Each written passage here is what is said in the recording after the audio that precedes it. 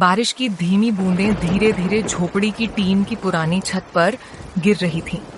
लेकिन असली बारिश तो उस जर्जर सा कमरा था जिसकी केवल 4 दीवारी में 14 लोग छोटे छोटे सपनों के साथ एक दूसरे के बिल्कुल करीब गुजर बसर कर रहे थे।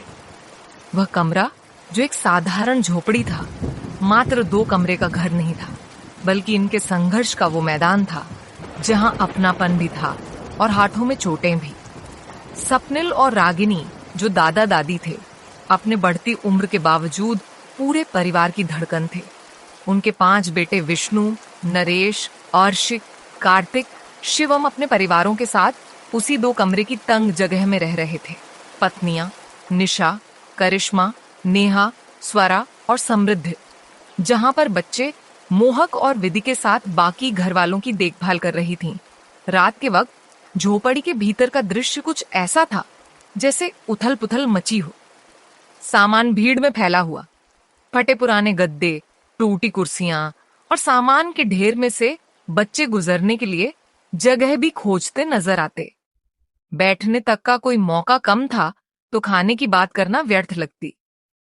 इस छोटी सी जगह में इतने लोगों का रहना नामुमकिन सा लगता है, निशा एक दिन बोली जब वे खाना बनाने की कोशिश कर रही थीं, लेकिन बच्चे अपने अपने कामों में उलझे थे। करिश्मा ने सहमति देते हुए कहा, खाना बनाना तो दूर, बैठने तक की जगह नहीं है। बच्चों के खेलने की तो कोई बात ही मत करो। विष्णु अपनी पत्नी और बच्चे का ध्यान लगाते हुए कहता, साथ ही काम भी करना है, फैक्ट्री जाना है, लेकिन घर में बची जगह कम होती जा रही है। नरेश ने आगे जोड़ा, हाँ, मुझे समझ नहीं आता कि इतने लोग इतने कम कमरे में कैसे बैठते हैं। बच्चे मोहक, विधि समेत सब कमरे के चारों कोनों में बिखरे हुए थे। वहां न तो पढ़ाई करने के लिए कोई जगह थी और न ही खेलने के लिए कोई खुला स्थान था। रागिनी ने परेशान होकर कहा, यह हालत दिनों दिन बिगड़ते जा रही है। छत से पानी टपकता रहता है और हम सब इस छोटे से कमरे में इतनी ठंड, इतनी उमस में रह रहे हैं। सपनिल ने कहा, हमें मिलकर ये हालात सुधारने होंगे, ऐसे नहीं चल सकता। बहुएं भी मानती थीं कि जिंदगी ठहर गई है। नेहा बीते समय के बारे में सोचते हुए बोली, कभी ऑफिस और स्कूल जैसी व्यवस्था होती थी, लेकिन अब तो सब घर में अटके हैं, आगे बढ़ना मुश्किल है। स्वरा ने कहा, उनके इतने बच्चों और परिवार के लिए हमें छोटे छोटे कमरों की जरूरत है। ये 2 कमरों का घर नहीं छुप सकता। समृद्धि ने ठंड को महसूस करते हुए कहा, बारिश के मौसम में खाना बनाना भी मुश्किल हो जाता है। ठंड इतनी बढ़ जाती है कि घर के लोग बीमार पड़ने लगते हैं। रात धुंधली हो चली थी। छत से पानी टपकने की आवाज के बीच सब एक साथ बैठे न जाने कितने सपने समेटे बैठे थे। उनके मन में एक ही सवाल था, ऐसे छोटे से कमरे में इतने सारे लोग कब तक इतने संघर्ष में रहेंगे। लेकिन उनमें एक उम्मीद भी थी कि एक दिन कोई ना कोई रास्ता निकलेगा, ये मुश्किलें खत्म होंगी। बारिश लगातार गिर रही थी। जर्जर झोपड़ी की टिन की छत से पानी की टपकती आवाज करीब करीब घर के माहौल को पूरा करती थी। बाहर तेज ठंडी हवाएं चल रही थीं, जो झोपड़ी के अंदर तक अपना असर पहुंचा रही थीं। उस एक कमरे वाले घर में 14 लोग अपनी तंगी और तकलीफों के बीच गुजर बसर कर रहे थे। बारिश की वजह से घर की हालत और खराब हो गई थी। छत के कई हिस्सों से पानी टपक रहा था और छोटे छोटे बच्चे बुरी तरह भीग रहे थे। निशा ने छोटे मोहक को गीले कपड़ों में देखकर चिंता जताई, मोहक, तुम्हारे कपड़े कीचड़ में गिर गए हैं, अभी तुम नहाओगे फिर स्कूल जाना। मोहक ने ठंडी हवा के बीच कंपाते हुए जवाब दिया, मम्मी मुझे ठंड लग रही है। करिश्मा ने अपने बेटी विधि को संभालते हुए कहा, विधि, बारिश में बाहर मत जाना, घर में रहो, तू जल्द ही सही से पढ़ लिख सकेगी। रागिनी ने छत की ओर देखा, जहां से एक एक बूंद फर्श पर गिर रही थी। ये पानी हमारी जान के लिए खतरा है, खासकर बच्चों को बीमारी हो जाएगी। घर का हाल ऐसा था कि हर कोना गीला था, जमीन कीचड़ से भरी, फर्श फिसलन भरा, जगह की कमी और बारिश के कारण खाना बनाना असंभव था। बहुएं सबके लिए खाना बनाने और घर की जिम्मेदारियों में उलझी थीं। स्वरा ने हल्की आवाज में कहा, यह घर हमारा नहीं बचेगा अगर बारिश ऐसे ही होती रही। कहीं कई बीमारियां न फैल जाएं। समृद्ध ने भी सहमति में सिर हिलाया। इस हालत में बच्चों का ख्याल रखना भी मुसीबत है। बारिश के ऐसा दौर चल रहा था जहां फैक्ट्री जाना भी कठिन हो गया था। पुरुष सुबह शाम भीगते हुए काम पर जाते और वापस आते। आरशी ने कहा, बारिश की तेजी से हम तकलीफ में हैं। शरीर भी ठंड से कंपा रहा है। नरेश ने ऊपर छत से टपकते पानी की ओर इशारा करते हुए बोला, देखो, यह पानी देखकर ही सहन शक्ति पर सवाल उठ जाता है। आखिरकार घर में बैठने की जगह कम, बारिश की लड़ाई ज्यादा और सबके बीच तनाव भी बढ़ गया। छोटे बच्चों के रोने खेलने की आवाज में माँ बाप चिंता करते करते थक गए थे। घर की औरतें, विशेषकर बहुएं, महसूस कर रही थीं कि वे एक बड़े संकट में हैं। उनका झगड़ा, उनकी परेशानियां, उनकी कल्पनाएं मिश्रित हो चुकी थीं। इतनी भीड़ में खाना बनाना, बैठना, सोना सब बहुत ही ज्यादा मुश्किल है, निशा ने कहा। करिश्मा ने जोड़ा, कभी कभी लगता है कि हम सही में एक दूसरे के लिए बोझ हैं। रागिनी ने देखा कि मोहक और विधि भीगकर सिहर रहे हैं। वह बोली, अगर हम सुबह से कुछ नई योजना नहीं बनाएंगे तो यह हालत चलती रहेगी। सपनिल ने हिम्मत देते हुए कहा, हम ठीक करेंगे। करो या मरो की मानसिकता नहीं, मिलकर कुछ नया करेंगे। तब तक रात उतर चुकी थी। बारिश की आवाज कमरे में अब भी थी। हर बूंद के बीच उम्मीद की एक झलक भी थी। ठंड की तेज हवाएं अब माहौल में समा गई थीं। झोपड़ी के उस छोटे से कमरे में जहां 14 इंसान एक साथ संघर्ष कर रहे थे, अब ठंडी का असर और बढ़ गया था। बारिश के बाद हवाओं ने ठंड को इतना कड़ा कर दिया था कि खिड़की दरवाजे के दरारों से ठंडी हवा इतनी तीव्रता से अंदर आ रही थी कि हर कोई कांप रहा था। सपनिल ने अपनी सधी हुई आवाज में कहा, हमारे परिवार की हालत दिन ब दिन खराब होती जा रही है। इसके लिए हमें कोई समाधान जल्दी करना होगा। रागिनी ने धीमी आवाज में कहा, ये ठंड हम सबको बीमार कर देगी। बच्चों का ख्याल रखना बहुत जरूरी है। पांचों भाई जो थके हारे फैक्ट्री से लौटे थे, घर की बुरी स्थिति को देखकर निराश थे। नरेश ने खिड़की से बाहर देखकर कहा, हवा इतनी तेज है कि शायद हमें कई दिनों तक घर से बाहर निकलना भी मुश्किल होगा। निशा अपने बेटे मोहक को कंबल में लपेटकर कह रही थी, बेटा जल्दी सो जाओ, धूप निकलने पर हम तुम्हें स्कूल लेकर जाएंगे। मोहक ने थरथराते हुए कहा, मम्मी, घर में इतनी भीड़ है कि सोने के लिए भी कोई जगह नहीं है। करिश्मा ने अपनी बेटी विधि का हाथ कसकर पकड़ लिया। विधि, चिंता मत करो, सब ठीक होगा, हम सब साथ हैं। घर में सबके रहने की समस्या और बढ़ गई थी। एक ही कमरा था, लेकिन 14 लोग हो गए थे। खाना बनाना, खाना खाना, सोना, पढ़ाई आदि चीजों के लिए जगह न के बराबर थी। रसोई बनाने जैसी कोई सुविधा नहीं थी। महिलाओं को खाना बनाने में दिक्कत होती। कभी कभार चूल्हा बारिश में राहत नहीं देता।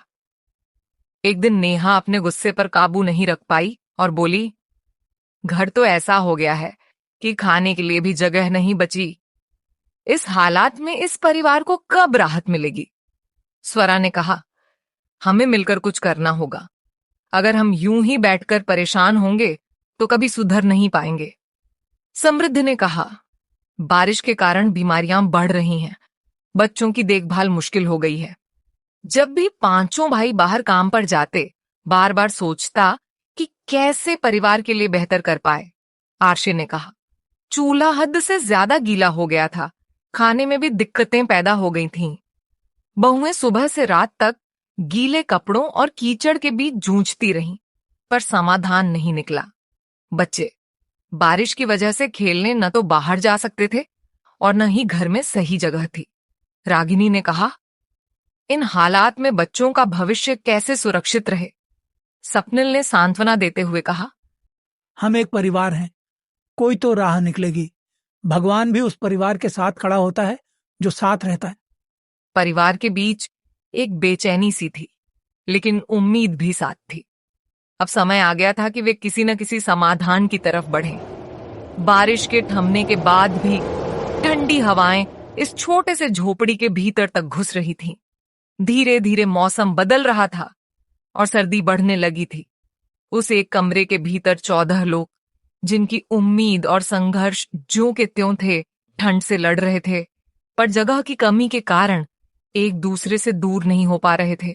सपनिल ने सुबह की पहली ठंडी हवा में कांपते हुए कहा, ठंड बढ़ रही है, बच्चों को खास देखभाल की जरूरत है। 2 कमरे के घर में 14 लोग रह रहे हैं, ये कैसे संभाला जाएगा? रागिनी ने अपनी बुजुर्ग हथेलियों से बच्चों के चेहरे थपथपाए। थोड़ी गर्मी और ख्याल चाहिए, वरना बीमारियां फैल सकती हैं। निशा पूजा के लिए सामग्री रखते हुए बच्चों को कम कपड़ों में देख रही थी। मोहक को बार बार ठंड लग रही है। कपड़ों की कमी है, जगह की कमी है। नरेश ने खिड़की खोलते हुए ठंडी हवा आती देखी। इतनी ठंड में इस कमरे में रहना बेहद कठिन है। हम सब एक दूसरे के इतने करीब हैं कि किसी को भी निजता का एहसास नहीं होता। करिश्मा दीपक जलाते हुए बच्चों को कंबल में लपेट रही थी। विधि भी बार बार खांस रही है। ये सब इस जगह की तंगदिली के कारण हो रहा है। घर में जगह बहुत कम थी, जिसके कारण खाना बनाना, सोना, आराम करना और बच्चों की देखभाल करना सब मुश्किल हो गया था। बहुएं आपस में मिलकर भी समाधान नहीं खोज पा रही थीं। आरशी ने परिवार के सदस्यों को देखा। कभी कभी बहुओं के बीच झगड़े होने लगे थे, क्योंकि सब जगह की कमी से तंग आ चुके थे। निशा ने सामने बैठी बहुओं को देखते हुए कहा, हमें अब कुछ बड़ा करना होगा, वरना इस ठंड और भीड़ में हम सब बर्बाद हो जाएंगे। स्वरा ने हिम्मत बांधते हुए कहा, हमारे बच्चे बिना आराम की हालत में बढ़ेंगे तो भविष्य अच्छा कैसे होगा? समृद्धि ने कहा, एक कमरे में रात बिताना, दिन बिताना बच्चों और बड़ों दोनों के लिए मुश्किल हो गया है। करीब 5-6 घंटे गुजर गए। बच्चों के रोने, पढ़ाई के बीच घर की भीड़ असहनीय हो गई थी। कपड़े सूख नहीं पाते थे। गीले फर्श पर चलते हुए बच्चों के पैर फिसलने का खतरा था। छत से गिरता पानी अक्सर चूल्हे पर पड़ जाता। खाना बनाना कठिन हो गया। घर के पुरुष फैक्ट्री से थके मेहनत से लौटते, पर घर में वस्त्र बदलने तक के लिए सही जगह नहीं थी। एक शाम सब लोग कमरे के बीच एक चादर बिछाकर बैठे। ठंडी हवा उनके चेहरे पर शिकन ले आई थी। रागिनी ने कहा, हम सबको एक साथ मिलकर इस समस्या का समाधान खोजना होगा। सपनिल ने कहा, हम एक परिवार हैं, ये मुश्किलें हमें कमजोर नहीं करेंगी। हमें नया रास्ता खोजना होगा। उस तंगी के बीच एक नई उमंग की किरण चमक उठी, जो आगे चलकर एक बड़ा परिवर्तन लेकर आएगी। बारिश की बूंदें रुक गई थीं, लेकिन आसमान पर घने बादल छाए हुए थे। फैक्ट्री का पुराना हिस्सा, जहां कई सालों से काम हो रहा था, अब जर्जर हो चुका था। वहां फैक्ट्री मालिक ने आदेश दिया था कि पुराने कंटेनर जो टूटे फूटे और बेकार हो चुके थे, उन्हें फेंक दिया जाए। विष्णु, नरेश, आशी, कार्तिक और शिवम 5 भाई फैक्ट्री पहुंचे और उस बड़ा हिस्सा देखा जहां कई कंटेनर एक दूसरे के ऊपर और नीचे पड़े थे। कंटेनर अलग अलग आकार और हालत के थे। कुछ कंटेनर बड़े थे, जिनमें पुराने मशीन पार्ट्स रखे जाते थे, तो कुछ छोटे कंटेनर थे जिनका उपयोग कबाड़ के सामान के लिए किया जाता था। कई कंटेनर के काले रंग पर गहरा जंग लग चुका था। कहीं कहीं उनके किनारे टूटे हुए थे। उनके दरवाजे टूटे फूटे थे और उनमें से कई पर दीवारें भी गिर चुकी थी। इस जर्जर हालत के बावजूद उन कंटेनरों ने अपनी मजबूती और आकार की वजह से बहुत बड़ा स्थान घेरा हुआ था। फैक्ट्री के मालिक, एक गंभीर और कम बोलने वाले इंसान, कार्यालय से बाहर निकले और चेतावनी के स्वर में बोले, ये कंटेनर अब इस फैक्ट्री के काम में नहीं आएंगे। कल तक इन्हें बाहर फेंकना पड़ेगा। कोई इन्हें रखने वाला नहीं है। उनकी आवाज में कठोरता थी, जिसमें किसी भी प्रकार की दया का अंश नहीं था। विष्णु ने थोड़ा सतर्क होकर पूछा, क्या हम इनमें से कुछ कंटेनर ले सकते हैं? हम इन्हें बेचकर अपने घर की जरूरतें पूरी करना चाहते हैं। मालिक ने संक्षिप्त जवाब दिया। तुम्हारे पास कंटेनरों को रखने की जगह है क्या? जल्दी कर लो, आधे दिन में बाहर फेंक दिए जाएंगे। नरेश ने कहा। हम कोशिश करेंगे कि जो कुछ भी उपयोग हो सके उसे लेकर जाएं। आरशी ने पास रखे कंटेनर की हालत देखकर कहा। कुछ कंटेनर ऐसे हैं जिनकी हालत ठीक लगती है, उन्हें उठाना संभव होगा। छोटे कंटेनर काम के लगते हैं, बड़े कंटेनर ज्यादा टूटे हुए हैं। कार्तिक ने हाथ में कंटेनर के टूटे दस्ताने लेकर पूछा।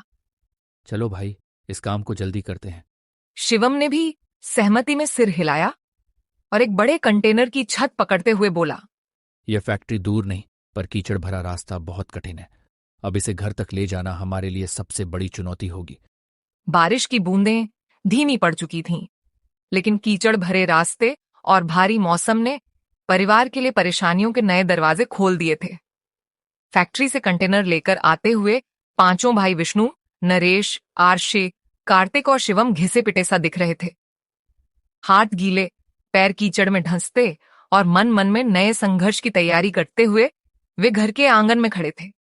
झोपड़ी के बाहर एक दूसरे के ऊपर रखे कंटेनरों को देखकर बहुएं निशा, करिश्मा, नेहा, स्वरा और समृद्धि की आंखों में आशा की झलक थी। बढ़ती ठंड और सीमित संसाधनों के बीच ये कंटेनर एक नया सहारा साबित होने जा रहे थे। विष्णु ने कहा। इन कंटेनरों को उसी हाल में बेचने से हमारा फायदा ठीक से नहीं होगा। हमें इन्हें साफ सुथरा कर बेचने की जरूरत है ताकि अच्छे दाम मिल सकें। नरेश ने कहा। दिवाली की खुशियां न मनाएं तो क्या करें? इतने दिन बिना त्योहार की उम्मीद किए गुजर गए। बहुएं मिलकर छोटे छोटे कंटेनरों की सफाई और मरम्मत में लग गईं। मिट्टी, ईंट और स्लैब लेकर कंटेनरों की मरम्मत की शुरुआत हुई। देखो, अगर हम मिलकर मेहनत करें तो ये कंटेनर किसी महल से कम नहीं लगेंगे, निशा ने उत्साह से कहा। करिश्मा ने कहा। बच्चे भी इन कंटेनरों को देखते हुए खुश हैं। एक कंटेनर तो उन्होंने अपने खेलने के लिए सजाया भी है।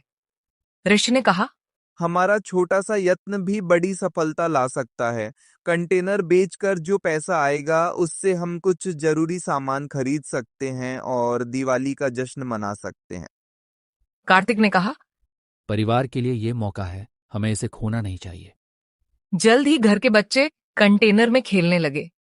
मोहक और विधि ने मिलकर अपने लिए पुराने अखबार बिछाए और लकड़ी से बनाकर छोटी खिड़कियां जोड़ी। मेरे घर में तो छत भी है। मोहक ने खुशी खुशी कहा। बहुएं अपने अपने बच्चों की खुशी देखकर समझ गईं कि कंटेनरों में जीवन भरने की झलक दिख रही है। समृद्धि ने हिम्मत बढ़ाते हुए कहा। हम इन कंटेनरों से बड़े घर की शुरुआत करेंगे, जिसके लिए थोड़ी सी मेहनत ही चाहिए। पूरे परिवार में एक नई ऊर्जा दौड़ने लगी। सबने मिलकर कंटेनरों की मरम्मत के काम को तीव्रता से आगे बढ़ाया। दिवाली दूर नहीं थी और वे थे उस जश्न को यादगार बनाने की तैयारी में। बच्चे, जिनके खेलने के लिए जगह की कमी हमेशा एक समस्या थी, इन कंटेनरों को देखकर मन ही मन उत्साहित हो गए।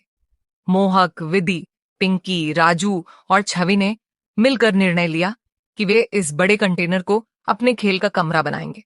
उन्होंने पुराने अखबार बिछाए, मिट्टी से सफाई की और लकड़ी की आरी लेकर कंटेनर में छोटे छोटे पर्दे, झाड़ू और घर के सामान जैसे छोटे छोटे खिलौनों से उसे सजाया। बारिश रोकते ही वे कंटेनर में खेलने लगे। उनके चेहरे पर खुशी झलक रही थी और घर की रोजमर्रा की चिंताएं कुछ देर के लिए उनके लिए दूर हो गईं। देखो, ये हमारा कमरा है जहाँ हम अपने अपने खेल खेलेंगे। विधि ने गर्व से कहा। यहाँ तो हम अपने घर जैसा महसूस करते हैं। मोहक ने खुशी से जवाब दिया। इस दृश्य को देखकर बहुएं भी खुश हुईं। निशा ने कहा, बच्चों ने इस कंटेनर को अपना आशियाना बना लिया है, अब हमें भी कुछ करना होगा।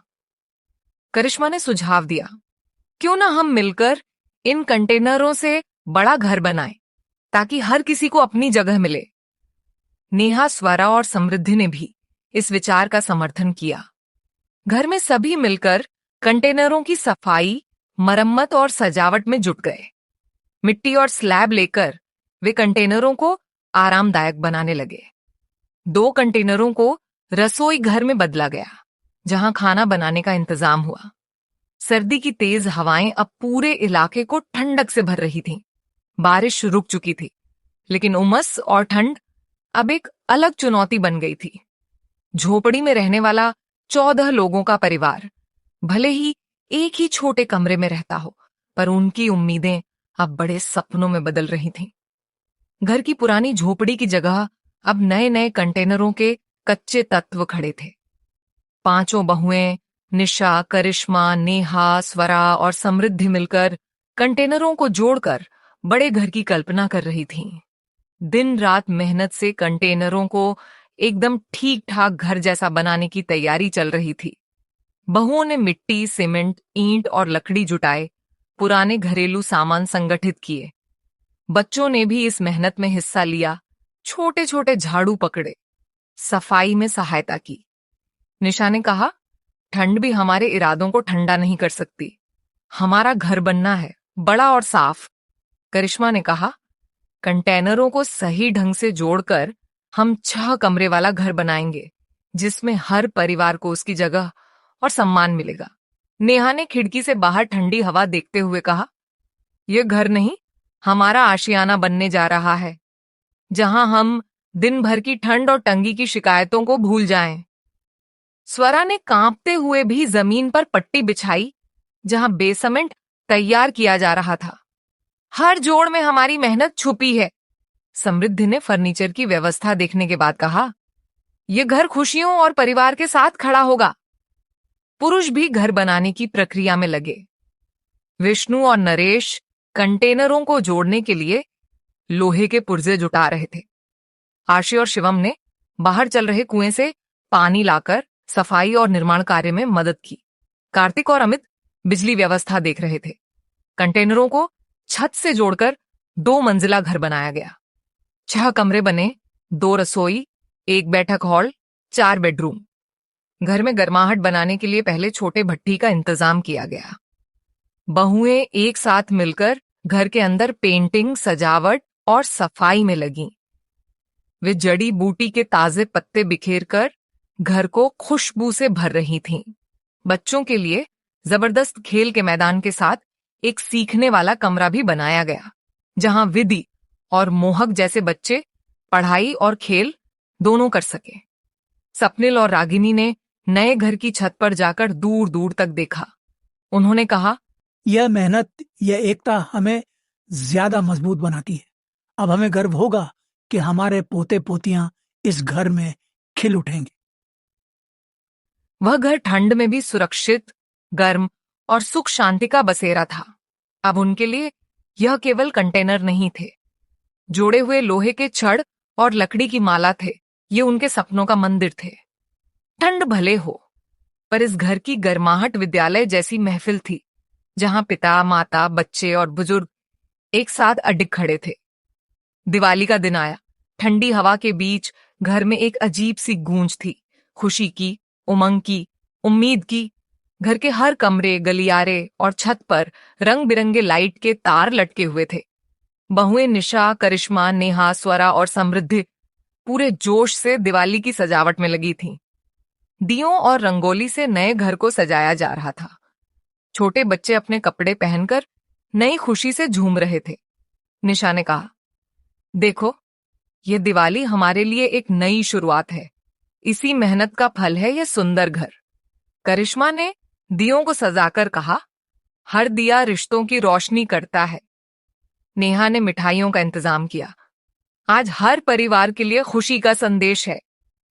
स्वरा ने बच्चों को साथ लेकर रंगोली बनाई। इस घर में बस खुशियां बनी रहें। समृद्धि ने कहा, यह दिवाली हम सबके जीवन में खुशहाली लाए। सपनिल और रागिनी ने पूरे घर को देखा। आज हमें अपने परिवार पर गर्व है, जो दशकों तक कठिनाइयों में जी रहे थे। अब ये घर उनमें प्यार और विश्वास की मूरत है। रात की चांदनी में घर दीपों की रोशनी से जगमगा रहा था। बच्चों की हंसी, मिठाइयों की खुशबू, परिवार की ममता और साथ दिवाली की असली खुशी थी। सबने मिलकर पूजा की, मिठाइयां बांटी और पुराने छोटे से झोपड़ी के दिन याद किए। ये दिवाली किसी भी त्योहार से अलग थी। ये मेहनत, उम्मीद और परिवार के साथ की जीत थी। बारिश और ठंड को पीछे छोड़कर वे एक दूसरे के साथ इस नई दुनिया में खिल उठे।